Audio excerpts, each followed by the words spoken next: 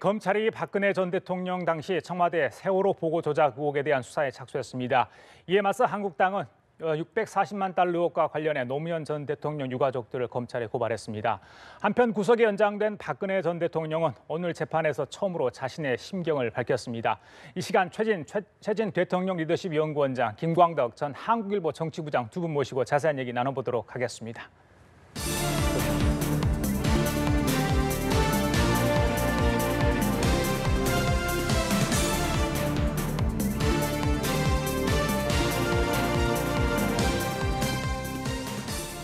정치권은 국감이 한창인데요. 정치권에 상당한 파장을 낳고 있는 주제. 오늘 대담은 이 키워드로 좀 시작을 해보도록 하겠습니다. 보여주십시오.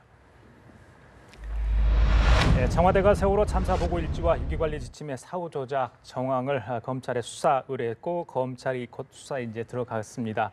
박근혜 전 대통령의 세월호 당일 행적 7시간 30분이 이제 되는 셈인데 여기에 대한 여야가 이슈를 놓고 첨예하게 지금 대립하는 상황 아니겠습니까? 이번 수사에서 규명해야 될 부분, 지금 이제 검찰에서 배당 이야기까지 지금 나오지 않았습니까? 좀 본격적으로 이제 검찰이 수사에 들어갈 것 같은데 어떻게 예상을 하세요? 사실요, 작년에 이제 탄핵 정국에서 어떻게 보면 용의 눈알이라고 할까요? 국민 분노의 핵심은 그 박근혜 대통령 7시간이었습니다. 그 의혹이었는데. 근데 다른 사건 사고들이 워낙 많은 바람에 그게 그냥 어떻게 보면 넘어갔죠. 근데 요번에 이제 다시 그게 어떻게 보면 일단이 드러난 거 아니겠습니까? 어떤 7시 반에 최초로 보고는 여시로 했다라는 그 어떤 조작 내지는 수정의 흔적이 처음으로 이제 청와대 내부 데이터에서 나온 겁니다. 이 부분을 혹시 박근혜 전 대통령이 묵인 방조하거나 지시하지 않았는지, 김기춘이나 김관진 실장 같은 어떤 역할이 없었는지 밝혀져야 되고, 또 하나는 이제 당시 업무 분장을 그 전에는 국가안보실이었는데 행정자치부로 넘겼습니다. 이 부분이 좀 석연치 않아요. 그래서 청와대가 발뺌 빼려고 하는 거 아니냐라는 거고, 또 하나 그 즈음에 공무원들이 많이 작성했던 문건들을 보면은 서로 좀 상충된 것들이 많습니다. 특히 세월호와 관련된 것. 예를 들면 해양수산부하고 해경하고 서로 뭐 상충된 부분이 많거든요. 그래서 국민들이 가장 의혹을 핵심이었던 이 세월호 7시간은 어떻게 보면요, 사실 역사적 미스터리가 돼버린 겁니다. 지금 이 부분에 대한 어떤 진실은 차제에 좀 분명히 밝혀질 필요가 있다고 봅니다. 알겠습니다. 야당 쪽에서도 굉장히 반발을 하고 있는 것 같습니다만은 어떻게 보세요, 부장님께서는? 네, 야당이 반발하는 거는 뭐냐 하면 왜 이거를 지금 진실 규명이 정확히 되지 않은 상태에서 수사를 통해서 진실 규명해야 되는데 정확하게 규명이 되지 않은 상태에서 마침 국감이 시작하는 시기에 또 한편으로는 박근혜 전 대통령의 구속 연장 여부가 결정되기 직전에 발표해서 정치적 의도를 갖고 발표한 거 아니냐라고 야당의 의도를 제기하는데 제가 보기에 야당이 말하는 것 같은 정치 공작 그거는 아닌 것 같고요. 제가 보기에. 근데 어떻든 시점은 좀 여러 가지 미묘한 건 사실입니다. 근데 이제 여기서 이제 앞으로 규명해야 될 게 말한 것처럼 첫 보고 시간이 과연 9시 반이냐 10시냐 요거를 제대로 저는 9시 반인데 10시로 바꿨다라고 단정할 필요는 없는 것 같고요. 수사를 의뢰했으니까 그거를 어느 시간이 맞느냐.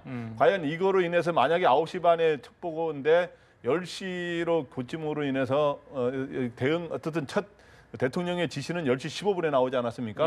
그럼 9시 반에 보고한 게 사실이라면 그때 여러 가지 골든 타임에 뭘 할 수 있었던 것들이 있는데 생명을 오히려 구할 수 있는 시점이었는지 이런 것도 한번 알아볼 필요가 있고요. 과연 누가 과연 만약에 조작했다면 누가 지시했는지 이게 필요한 것 같고 그다음에 위기관리 지침 같은 거를 소위 특히 재난 분야는 국가안보실에서 안전행정부로 바꿨는데 이거를 누가 이거를 지시했으며 그다음에 이거를 이제 법제처를 원래 거쳐서 해야 되거든요. 대통령 훈령이니까 이런 것들을 제대로 어떻게 거치지 않고 했는지 일단 이런 것들을 규명하면 될 것 같습니다. 여당도 계속해서 이 문제를 이제 거론을 하다 보면 지금 국감이 진행 중인데 야당에서 반발을 계속 할 거고요. 그렇다면 국감도 제대로 진행이 안 될 거고 정치권에서 계속 싸움이 벌어질 것 같은데 일단 수사를 하겠기 때문에 일단 검찰의 수사에 전적으로 맡겨두고 일단 정치권은 좀 지켜봐야 된다는 입장이십니까? 어떻습니까? 네, 저는 그렇습니다. 그러니까 박근혜 정부의 여러 가지 국정농단이라든가 이제 거기 핵심은 결국엔 최순실의 국정농단과 그다음 세월호 참사에 대한 여러 가지 7시간 내지 7시간 30분의 의혹 이런 것들인데 이런 것들을 덮고 지나갈 수는 없거든요. 이미 뭐 헌재와 그다음에 이미 수사로 일부 나오긴 했습니다만은 예, 예. 이런 것들을 확실히 규명함으로 인해서 이런 것들이 다시 재발되서는 안 된다 하는 측면에서 예. 저는 청와대와 국정원에서 여러 가지 의혹들에 대해서 수사 의뢰를 하는 것까지는 좋았다고 생각합니다. 그런데 이제 그런 것들을 청와대와 국정원이 수사를 의뢰하면서 자기네들이 밝힌 게 완전히 사실인 양 이렇게 보도자료를 돌리거나 브리핑을 하면서 자세히 이렇게 하는 거는 예. 여러 가지 이제 또다시 수사의 여지가 남아 있는 거기 때문에 그런 것들을 어느 정도의 수위와 절제를 함으로써 그런 정치적 의도 공방에 휘말리지 않아야 되고 예. 그다음 야당도 이거에 맞대응해가지고 지금 현재 저희 노무현 전 대통령 일가에 640만 불 수수 의혹을 이제 고발하지 않았습니까? 예, 예. 근데 이렇게 하다 보니까 국정감사가 타임머신을 타고 지금 완전히 과거로 가버렸습니다. 예. 현재의 민생과 안보의 문제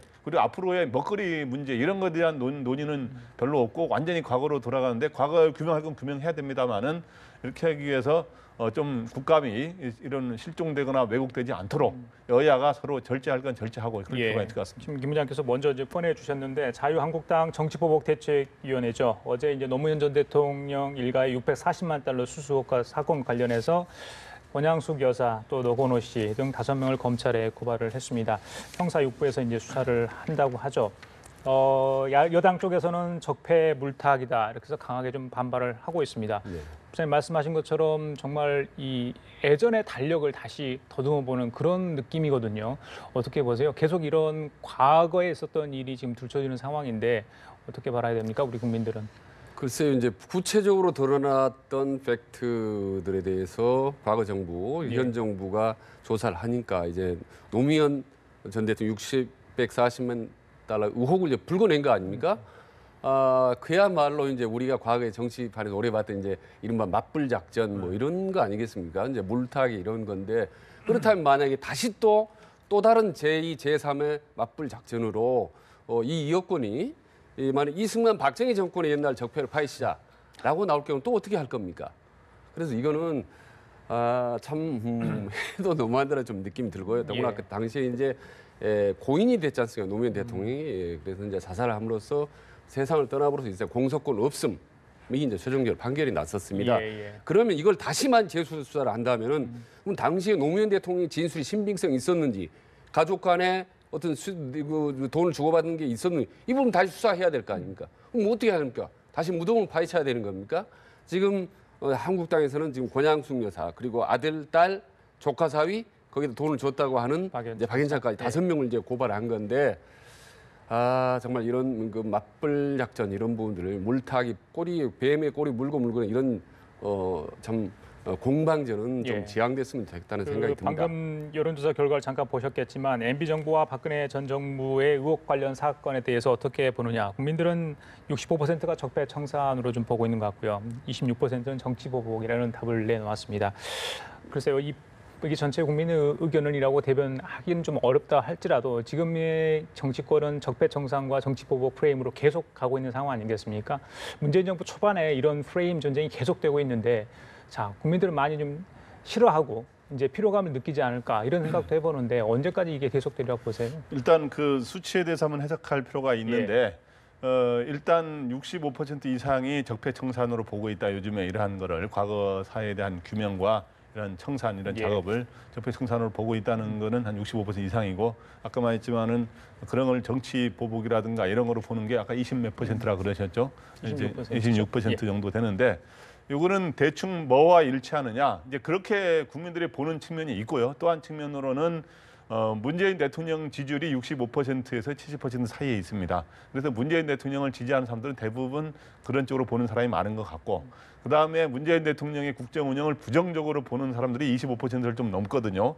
그런 사람들은 또 그렇게 보는 경향이 많은 거 아닌가 이렇게 해석이 되고요. 그래서 어떻든 간에 과거 사회의 저는 규명과 그리고 그런 거를 재발 방지 차원에서 어떤 진상 규명이 어느 정도 필요한 거는 맞습니다. 그래서 맞는 거기 때문에 그러한 거를 어떻든 딱 골라가지고 핵심을 찌르면서 수사 의뢰를 하고 이런 것들이 정치 공방이 되지 않도록 야권도 그러지 말아야 되지만 여권도 그런 정치적 공방의 빌미가 되지 않도록 이런 외과 수술식으로 하는 게 저는 필요하다고 생각하고요. 알겠습니다. 그래서 특히 이 권양숙 여사의 이러한 수수 의혹 이런 것들은 저는 이제 이런 형사권 이 문제는 노무현 전 대통령의 서거로 인해서 공소권이 없다 그랬고 이제 형사적 책임을 묻는 단계는 지난 것 같고 이 부분은 국민들이 이제 자꾸 논란이 되고 있기 때문에 노무현 전 대통령 일가에서 스스로 진실을 밝히고 국고에 환수하라고 지금 야권에서 요구하고 있지 않습니까?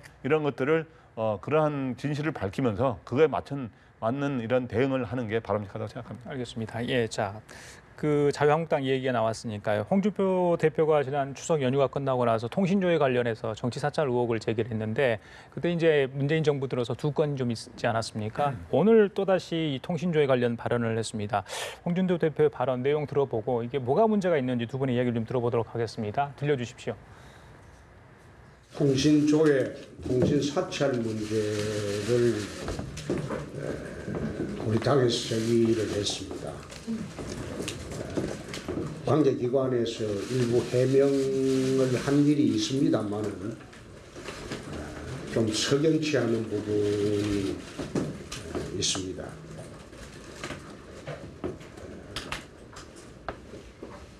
대선 기간 중에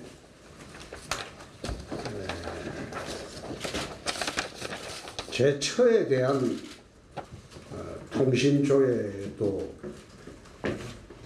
8분을 했습니다. 8분을 하고 이 정부 출범 이후에도 4분을 했습니다. 마치 조지 오웰 소설의 빅브라더를 연상시키는 그런 잘못된 행태가 아닌가 그런 생각이 들었습니다.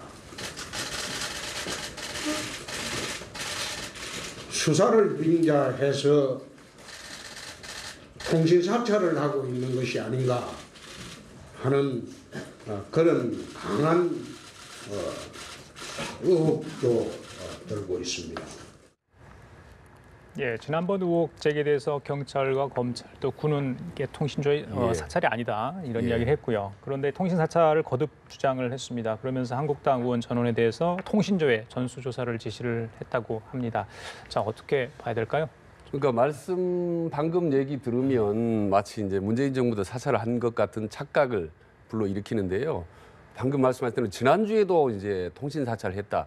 우리 비서가 통신 사찰에 당했다라고 했는데 그분 일단 해프닝 비슷하게 넘어가지 않습니까? 왜냐하면 그 사찰의 건수가 오히려 과거 정부, 박근혜 정부 때 훨씬 더 많았고 그게 이제 문재인 정부도 있었는데 그리고 그런데 알고 보니 그조차도 통신 조회였다. 조회라는 게 사건에 관련돼 있는 사람을 수사하다 보니까 전화가 통화했던 사람들이 이제 걸려 나온 거 아니겠습니까? 그래서 결국은 일단은 해프닝 비슷하게 넘어갔는데 이제 오늘 또 다시 이제 통신 조회가 몇 차례 있었다라고 이제 얘기를 하다 보면 마치 과거에 이명박 박근혜 정부에서 정말 수많은 국민들의 어떤 막 무작위로 말이죠, 뭐 사찰하고 댓글 달고 이런 조직적으로 해왔던 이런 것들이 문재인 정부도 이루어진 것처럼 상당히 혼동 가족이 한다고 봅니다. 그래서 그것과는 분명히 다르다는 것이 이미 언론이나 여러 가지 통해서 이제 밝혀졌는데 또다시 이런 부분에 대해서 언급을 하는 거 보면 국민들이 잘 모르지 않습니까? 그런 내막을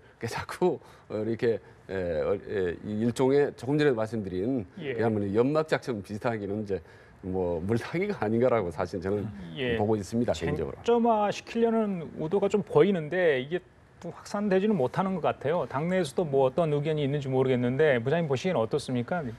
그 홍준표 대표가 옛날에 김대중 정부와 그다음 노무현 정부에서 일종의 야당을 할 때 좀 저격수 역할을 하지 않았습니까?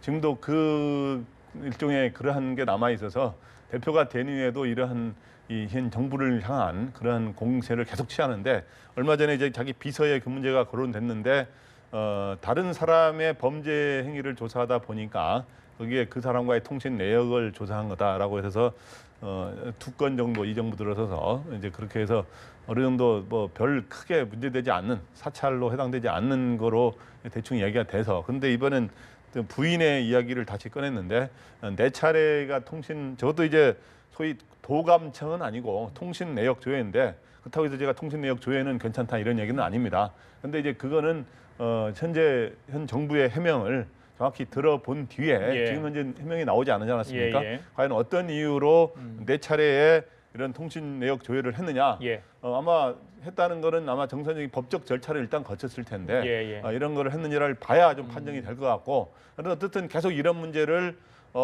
이 이슈화하려고 하는 의도는 강하게 갖는 것 같습니다. 예. 그래서 이런 진상을 조금 더 알아봐야 될 것 같고, 그런데 어쨌든 현 정부도 과거의 정부가 바로 이러한 것들이라든가 여러 가지 이거보다 아주 심한 국정원의 정치 개입이나 선거 개입, 그다음 댓글 공작, 그다음 블랙리스트 이런 거로 인해서 이명박 정부, 박근혜 정부가 지금 해서 박근혜 정부가 결국에 탄핵까지 당하게 된 거 아닙니까? 그래서 이 정부는 그런 우를 범하지 않기 위해서 비록 야당 총재이기 때문에 그런 게 아니라 야당 당수뿐만 아니라 여러 가지 문화예술계 인사나 일반인에 대해서도 통신 내역 조회나 이런 것들은 더욱 모범이 되도록 더욱 신중하게 일들을 처리하는 이제 문화를 만들어가는 게 바람직하다고 생각합니다. 그러니까 한 말씀 더 붙이면 방금 아내가 4건, 대선 기간에도 8건이라고 그랬는데 한 절반 가까이가 전 정권, 그러니까 박근혜 정부에서 이루어진 겁니다. 그러면 뭐 문재인 전 대통령 후보 시절에 그럼 박근혜 정부의 어떤 국정원이나 뭔가를 움직였다는 얘기냐? 그건 아니거든요. 그럼 빅브라더스가 말이죠. 그럼 자꾸 이 정부 저 정부 맨날 정권 내내 살아있는 존재인가라는 부분일 정도로 사실 좀 논리적으로 좀 맞디가 좀 안 맞는 부분인 알겠습니다. 이 것 부분에도 같습니다. 좀 해명이 좀 있을 것 같습니다. 어떻게 했는지, 왜 했는지. 자, 그리고 오늘이 사실상 박근혜 전 대통령의 구속기한 만기였죠. 그런데 이제 13일 날 구속 연장이 이제 결정이 됐습니다. 오늘 이제 법정에서 박근혜 전 대통령이 처음으로 심경을 밝혔습니다. 박 전 대통령의 발언 내용, 오늘 오전에 있었던 내용 들으셨죠? 예. 뭐 여러 가지 이야기를 많이 했어요. 뭐 법정에서는 이 이야기 듣고 나서 뭐 울음을 터뜨린 분도 있었다. 뭐 이런 이야기도 나오는데 전반적으로 어떻게 좀 해석할 수 있을까요? 그러니까 본인이 한마디로 이제 참담하다라는 표현이 비참한 시간들이었다고 얘기했는데요. 저도 그렇게 생각합니다. 정말 전직 대통령이었던 사람이 이렇게 화장도 안 하고 민낯으로 말이죠. 포승줄의 상태에서 재판을 받고 이런 부분들이 참 참담했다고 보는데, 그렇다면 국민들이 겪은 4년 동안의 참담함을 어떻게 생각할 겁니까? 그 부분에 대해서 하나도 언급이 없어요. 그리고 처음으로 재판장에 나와서 한 발언이 뭡니까? 한 번도 자기는 청탁을 받은 일도 없고 그 부분 들어준 적도 없다는 겁니다. 그러니까 전면적으로 그동안 혐의를 부인하고 거기다 재판부를 믿을 수 없다. 그리고 정치 보복은 이제는 나로는 끝나야 되겠다. 그러니까 지금까지 탄핵을 당하고 모든 국민들이 촛불을 하고 많이 불만을 토로하고 비판을 했던 이것들이 전부 다 이거는 정치 보복이었고 이거는 말도 안 되고 나는 억울하다는 주장이거든요. 바로 이러한 박근혜 대통령 전면적인 부인 이런 언행 때문에 저는 아직까지도 사실 적폐청산이 필요하다 이런 여론이 높은 거고 그리고 국민들이 이 동정심을 가질 뻔하다가도 다시 또 분노하게 되고 이런 반복되는 상황이 계속되는 것 같습니다. 알겠습니다. 오늘 4분여 걸쳐서 준비된 원고를 낭독을 했다고 합니다. 부장님 보시기에 오늘 여러 가지 이야기를 했는데 그중에 우리가 좀 주목해서 들어볼 만한 내용이 있다면 박 전 대통령이 정말 하고 싶었던 얘기는 뭘까요? 오늘 말한 내용 중에 오늘 여러 가지 말을 했습니다마는 그중에 가장 중요한 내용은 정치 보복은 제가 마침표가 됐으면 좋겠다라고 해서 이번 이 재판을 정치 보복으로 규정하고 있다는 거. 그리고 제가 마침표라고 하는 거는 뭐 나쁘지 않은 말입니다만은 그런 게 또 하나는 제가 책임지고 갈 것이니 여기에 선 공직자들이라든가 기업인들은 에게는 관용을 베풀어 달라. 이제 이게 오늘 핵심이고, 또 하나는 이제 자기가 부정 청탁을 받거나 자기가 들어준 적이 없다라고 해서 무죄를 주장한 이런 건데 어쨌든 저는 요거는 오늘은 한 두 가지 점 측면에서 접근할 필요가 있는데, 일단 박근혜 대통령의 재판 전략이 바뀌었다. 그동안의 박근혜 대통령의 재판 전략은 법리를 따져가지고 계속 뭐 증거가 있느냐 없느냐 법리가 어떠냐 하는 어떤 일반인들의 소위 법리 재판 이런 측면에서 접근해서 죄를 좀 줄여보거나 없게 하거나 줄여보거나 하는 그런 전략을 펴왔다면, 이제는 이번에 구속기간 연장을 계기로 소위 반박을 하면서 이제는 정치 재판으로 완전히 규정을 한 겁니다. 자기는 정치 보복을 하기 위한 정치 재판으로 규정해서 소위 이제 변호인단까지 사임을 시키면서 소위 정치 재판으로 에서의 그런 거를 공격을 하면서 그거를 벼랑 끝 전략으로 몰고 가는 그런 전략의 변화가 있었다는 게 하나 있고, 그동안 이 보수층 내에서 이런 박근혜 대통령에 대한 비판이 있었거든요. 바로 뭐냐 하면 왜 동네 한 아주머니처럼 자기 죄를 줄이려고 이렇게 논쟁을 하느냐. 아예 모든 책임을 자기가 지겠다 그러고 오히려 다른 사람들에게는 관용을 베풀어 달라고 해야 되는 거 아니냐라는 예. 말이 실제로 이 야권 주변에서 나돌았어요. 근데 그 이야기를 오늘 직접 함으로 인해서 죄는 인정하지 않으면서도 제가 책임질 테니 예. 기업인과 다른 공직자들에게는 관용을 베풀어 달라 이런 식으로 하면서 그런 측면에서 재판 전략의 변화가 있었다. 그런데 이제 고비인데 아쉬운 점은 뭐냐 하면 뭐 이런 얘기들 뭐 할 수는 있죠. 지금 말을 안 하다가 할 수는 있는데 그 옳고 그른 걸 떠나서, 그러나 아까 말했지만 우리 최 교수님 말 맞다나 분명한 거는 돈을 받고 안 받고라든가 다른 걸 떠나서 여러 가지 혐의로 기소가 됐습니다만은 어떻든 국정농단이 있었다는 건 사실이거든요. 이제 최순실의 여러 가지의 이런 국정농단이 있었고 이런 것들에 대해서 국민들의 진짜 허탈하고 참담함이 있었기 때문에 예. 이런 것들에 대한 사과의 마음을 표시하는 거가 있었다면 예. 그래도 오늘 한 말에 예. 좀 더 약간의 그 어떤 설득력이 보수층에게라도 있지 않았을까 하는데 그런 것들이 없어서 안타깝습니다. 예, 자, 국민들이 어떻게 받아들일지 궁금한데 잠깐 말씀하셨지만 이제 오늘 발언 이후에 변호인단 7명이 저는 사임계를 제출했습니다. 사실상 재판을 더 이상 하지 않겠다, 보이콧을 한 건데 이렇게까지 초강수를 둔 이유는 어디 있다고 보십니까? 상당히 이제 치밀하게 계산된 이제 초강수라고 봅니다. 계산된 거다. 예. 우선은 이 재판이 보아하니 결국 유죄로 확정될 가능성이 높다. 그렇다면 이쯤에서 전면적인 보이콧 거부의 강수로 나가자라는 게 일단 전략인 거고, 두 번째로는 재판 지연 전략이 이제 관리 있다고 봅니다.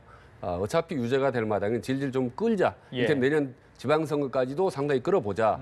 지금요 새로 재판부를 구성할 경우에 이 자료를 검토하려면 10만 쪽이 넘거든요. 지금 재판부 기록들이 시간이 많이 걸립니다. 그러면 연내에 재판이 1심이 어렵고 2심이 내년으로 넘어갈 수 있습니다. 그러면 내년 6월이 지방선거가 있는데 2, 3월이면은 완전히 지방선거 분위기거든요. 그러면 옛날에 한간에 우스갯얘기로 나돌았지 않습니까? 선거 때 되면 박근혜 대통령이 만약에 탄압받는 이미지를 극대화하기 위해서 뭐 하얀 소복을 입고 말이죠. 나다닌다. 뭐 이런 우스갯얘기가 나왔는데 그런 동정심, 보수의 단결 이런 부분을 어떤 호소하기 위한 메시지가 아닌가라는 게 들고요. 거기다 이제 하나만 덧붙이면 사실 이 부분은 좀 미묘한 분위기 한데 변호사 비용 문제인데요. 7명의 변호사 비용은요. 이걸 지금까지 계속할 경우는 엄청나게 천문학적입니다. 과거에 클린턴 대통령이 지퍼게이트, 모니카 르윈스키 스캔들 때문에 변호인단 대변에 살 때에 대통령이 신분인데도 파산 직전까지 갔습니다. 이게 간단치 않거든요. 그래서 그런 비용의 부분도 보이지 않는 변수 중에 하나가 아닌가. 그러나 결론적으로 결국 전면적으로 거부하면서 보수의 총궐결하라는 다분히 정치 공학적이고도 공격적인 그런 전략 차원에서는 나왔다고 봅니다. 알겠습니다. 지금 들어온 소식들을 보면 다음 기일까지 아마 사임을 철회를 하지 않으면 또 새로 선임을 해야 되지 않겠습니까? 근데 그것까지 안 되면 결국 이제 국선 변호인을 선임을 해야 되는 그런 상황까지 갈 것 같습니다. 자, 어떻게 그걸 봐야 됩니까? 변호인 7명의 제가 사임계 이 변호인단한테 직접 취재한 건 아닙니다만은 저희 상식적으로 제가 보건데 오늘의 일종의 이러한 재판부를 비판하는 전략을 변환급 전략을 펴는 걸 보면 제가 보기에 변호인들이 사임한 게 단순한 오늘 쇼는 아닌 것 같고요. 아까지만 여러 가지를 고려해서 현 변호인단은 일단 사임을 할 것 같고 그럼 새로운 변호인단을 아주 규모가 작게 해서 꾸리느냐 할 가능성은 없지 않아 있습니다만은 그 가능성도 저는 적다고 보고 결국에는 그렇게 되면 국선 변호인 국가에서 임명하는 이런 변호인과 함께 이제 해서 이제는 판단을 지금까지 6개월 재판을 받아본 결과 변호인에서 굉장히 법리 논쟁 해봐야 별로 더 이상의 무슨 무죄가 될 가능성도 없고 형량에 있어서도 큰 변화가 없을 거라고 아마 판단한 것 같습니다. 그래서 종합적으로 할 때 오히려 그러한 비용도 줄이면서 오히려 정치적 메시지를 던지는 전략을 해서 오늘은 이제 일종의 벼랑끝 전략인데 앞으로는 저는 내년으로 시간을 끌면서 오히려 더 강도 높은 또 한 단계를 더 높이는 그런 또 전략을 펼 가능성도 있다 이렇게 알겠습니다. 보입니다. 두 분 내용을 보니까 새로운 전략이 나올 것 같다 이런 생각이 좀 들고요. 박근혜 전 대통령 이야기를 했으니까 좀 마주하겠습니다. 자유한국당이 이번 주에 박근혜 전 대통령의 징계 수위를 결정할 것으로 보입니다. 이 박근혜 전 대통령의 출당 얘기는 이제 보수 대통합 문제와 맞물려 있기 때문에 이번 주가 굉장히 중요한 한 주가 될 것 같다는 얘기가 나오는데 오늘 그 변호사 사임이랄지 박근혜 전 대통령의 발언이랄지 이런 것들이 보수 통합 쪽에 특히 자유한국당 쪽에 어느 정도 영향을 미칠 것으로 보시는지요? 네, 오늘 이러한 박근혜 대통령의 이러한 전략은 약간의 한국당에게 좀 고민스러운 걸 고민을 좀 안겨줄 수는 있을 것 같습니다. 동정론이 나올 수도 있잖아요. 예, 그러니까 일단 뭐 박근혜 대통령의 기존 지지층 중에 일부의 마음을 움직이는 이런 효과는 가져올 수 있기 때문에 그게 확산되지는 별로 않을 거라고 봅니다만은 소위 태극기 집회 세력이 조금 늘지 않았습니까? 다시 그렇기 때문에 좀 자유한국당은 원래 당초에 이제 10월이나 11월에 선거가 이루어진 것과 맞춰서 박근혜 대통령을 자진 탈당 권유하는 식으로 징계를 하면서 바른정당을 끌어안아서 보수 통합을 하는 전략으로 가려고 하는 계획을 갖고 있었습니다만은 오늘 박근혜 전 대통령이 이렇게 나옴으로 인해서 여기에다가 자유한국당이 앞장서서 징계를 하는 것도 좀 부담스러운 측면은 있어요. 그럴 경우에 박근혜 전 대통령도 이제 일종의 본인이 원치 않든 정치 전선에 나서게 된 거거든요. 그렇기 때문에 그럼에도 불구하고 일단은 그러한 징계 탈당 권유라는 징계를 통해서 그런 바른정당 의원들을 흡수하는 그런 전략은 예정대로 펼 거로 보입니다. 예. 저는 이제 박근혜 대통령의 탈당, 출당 문제는요. 저는 거의 변수가 안 된다고 봅니다. 왜냐하면 이미요. 7, 8개월 전부터 예고된 탈당이었습니다. 다시. 그리고 역대 대통령들이 전부 임기 말에 탈당을 했었습니다. 근데 탄핵까지 됐기 때문에 이미 뭐 탈당은 예고된 수준이기 때문에 이건 전혀 국민들이 별로 관심사가 안 된다고 봅니다. 그리고 탈당을 권유하면은 뭐 10일 뭐 본인이 거부하면 10일 후에 자동적으로 이제 제명이 되기 때문에 문제는 없다고 보고요. 다만 왜 일찌감치 박근혜 전 대통령이 이런 부분에 대해서 시원하게 정말 시말로 쿨하게 탈당을 하지 않고 이렇게 계속 미련 있는 모습을 보여줄까 하는 부분인 거고 두 번째 중요한 것은 탈당을 했다고 해서 자유한국당에 대해서 국민들이 친박의 그림자를 벗어났구나 뭔가 달라졌다라고 생각하는 사람은 저는 없다는 거 봅니다. 그리고 하나 더 지적하면 조금 전에 이제 말씀하신 게 박근혜 전 대통령이 재판 전략이 달라졌다라고 하는데 저는 하나도 달라지지 않았다고 봅니다. 과거에도 전면 부인했고 반발했었습니다. 지금도 똑같아요. 다만 강도를 약간 더 높였을 뿐이라고 봅니다. 그래서 이런 부분들은 보수 야당에 훨씬 더 불리하게 작용할 뿐이지 전국 전체에는 하나도 득될 것 없고 변수로 되지 않나. 다만 최경환이라든지 나머지 핵심 또 한 분 누구죠? 탈당 권유받았던 서청원 이런 분들이 이제 친박계 이 부분의 청산 작업을 과연 얼마나 해내게 했는지 이 부분이 바로 바른정당이 얼마나 들어오냐 마르냐 혹은 국민들이 지지도를 좀 더 주느냐 낮게 주냐라는 앞으로 저는 중요한 이제 관건이라고 봅니다. 자유한국당의 청산 작업, 인적 청산 작업을 지켜보고 있는 바른정당 전당대회가 이제 다음 달 얼마 남지 않았는데 내용이 계속되고 있습니다. 오늘 그 바로 통합 관련해서 진통이 수면 위로 드러났는데요. 오늘 오전에 있었던 회의 고성에 오갔습니다. 좀 보시겠습니다. 어떤 이야기가 있었는지요? 비대위를 무산시키면서 11월 초 조기전대를 하자고 주도했던 그분들이 바로 이 합당파라는 이름으로 자유한국당하고의 합당 논의를 구체적으로 진전시키는 것에 대해서도 저는 정말 유감스럽고요. 대국민 사과가 먼저 전제된 후에 이 통합 논의를 진행시키든지 하셔야 된다 이렇게 생각을 하고요. 관련해서 지금 국감 대책회의를 하고 있는 중이고 제가 지금까지 참아왔는데 11월 조기전대를 누가 주장했다는 겁니까? 그때 의총에서 끝장 토론에서 그 비대위 무산시킨 제가 그만큼 일을 중선에 하자 그랬을 때 땡겨서 하자 사람이 누굽니까? 아니 그렇게 얘기하지 마세요. 그때 모든 의원들 다 같이 있었습니다. 각자의 위치에서 그 길이 무엇인가에 대해서 최선을 다해서 고민하고 행동하고 그러나 말은 조심해서 하는 그러한 바른정당의 모습을 보여주시기 바랍니다. 예, 바른정당 지금의 상황을 고스란히 이제 보여주는 장면이었는데 어떻게 보셨어요? 앞으로 이제 어떻게 자유한국당하고 통합할지 만약에 떨어져 나간다 했을 때 국민의당과의 어떤 연대 모습 그런 것도 다 지금 하나의 시나리오 좀 나오고 있는 상황 아니겠습니까? 예. 그러니까 바른정당 내외 일단 뭐 통합파, 자강파 이렇게 논쟁을 하는 거 보면 영화 남한산성에서 척화파하고 주화파 싸우는 것 같아요. 어느 쪽이 정말 옳은지 좀 헷갈릴 정도로 치열하게 지금 싸우고 있는데 남경필 경기도지사 그런 얘기를 하지 않습니까? 우리 서로 상처 주지 말자. 그리고 만약에 이번에 우리가 갈라져서 각각 따로 가면 이거는 보수 통합이 아니라 보수 분열에 고착화되는 거라고 얘기했습니다. 그래서 저는 어느 쪽으로 가서 뭐 자유한국당으로 뭉치든 간에 그것이 뭐 크게 국민들의 공감을 받는다거나 바로 무슨 뭐 지지도가 올라가나 그러지는 않는다고 봅니다. 예. 다만 어느 쪽이 더 국민의 마음을 사느냐는 건데 지금 자강파 같은 경우는 그렇게 얘기하지 않습니까? 우리가 지금 합쳐봐야 껍데기만 가는 거지 그건 전혀 도움이 안 되는 거다 이렇게 얘기하고 통합파는 그래도 우리가 뭉쳐야 지방선거에 뭔가 좀 승산이 있지 않느냐 얘기를 하는데 과거에도 보면요 정말 인위적으로 딱 숫자 불리기 한다고 해서 그게 그렇게 크게 국민들 마음을 움직이지는 않습니다. 그래서 지금 이 순간이야말로 어느 쪽이 말하자면 자강파냐 통합파냐 혹은 자유한국당이냐 바른정당이냐가 서로 싸울 게 아니라 국민의 마음을 얻기 위해서 그런 명분 없게 싸움을 치열하게 벌리는 쪽 그리고 그 부분에서 좀 더 유리한 쪽이 의석과는 상관없이 예. 지방선거에서 저는 살아남을 수 있다고 봅니다. 알겠습니다. 저는 이제 문재인 정부 취임이 다음 11월 10일이면 이제 6개월을 맞거든요. 그 6개월 맞기 직전부터 이 10월 말부터 일종의 정계 재편의 계절이 시작된다. 그렇게 보고요. 요약해서 이야기하자면 예. 근데 이 정계 재편은 두 단계로 나눠서 진행될 거로 제가 오랜 취재 경험으로 볼 때 두 예. 단계로 단계적 정계 재편이 이루어진다.